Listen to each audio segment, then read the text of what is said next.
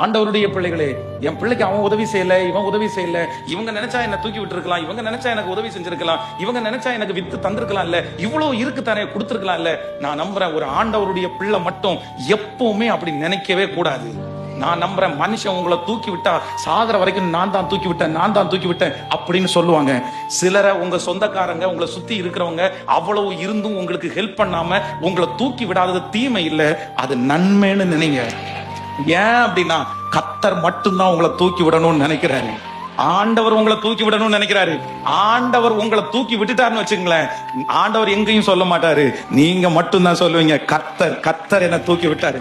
ஆமென். ஒருத்தரை கர்த்தர் தேடுறாரு, ஒருத்தரை தேடுறாரு. ஒவ்வொரு டைமும் இடிந்து போன அலங்கத்தை கட்டுறதுக்கு ஆண்டவர் ஒரு நெகேமியாவை தேடுறாரு. அவனுக்குள்ள இருந்தது என்னன்னா, எல்லாருக்கும் அந்த சோகத்தை தான் பாக்குறாங்க, எல்லாரும் இடிஞ்சு கிடக்கிறத பாக்குறாங்க. அந்த ஊர்ல இருந்து சில வாலிபர்கள் வந்து அந்த செய்தியை சொல்லும் போது அவனை சுத்தி 10 வாலிபர்கள் கேட்டுதான் இருக்காங்க. ஆனா இவனுக்கு மட்டும் என்ன உணர்வு வருது அப்படின்னா, இல்ல ஆண்டவரே என்ன நம்புவீங்கன்னா நான் போய் அந்த அலங்கத்தை கட்டுவேன் இல்ல.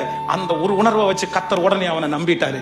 பிரதர், சிஸ்டர், எங்க அன்பு தகப்பனை தாயே, நான் நம்புறேன், ஏதோ ஒண்ணு ஆண்டவர் உங்களுக்குள்ளேயும் எனக்குள்ளேயும் பார்த்திருக்கிறாரு.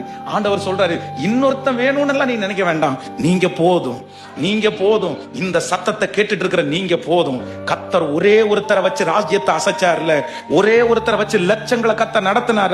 ஒரு மோசையை வச்சு 20 லட்சம் பேரை கர்த்தர் நடத்த முடியுமானால், ஒரு சின்ன பையனை வச்சு அவன் கையில இருக்கிற 5 அப்பத்தையும் 2 மீனையும் கொண்டு 15,000 பேருக்கு கர்த்தர் போஷிக்க முடியுமானால், இன்றைக்கு இந்த ஜெபத்துல வந்திருக்கிற உங்க ஒருத்தரை கொண்டு கர்த்தர் எவ்வளவு பெரிய காரியத்தை வேண்டும் என்றாலும் செய்வதற்கு கர்த்தர் வல்லவராய் இருக்கிறார்.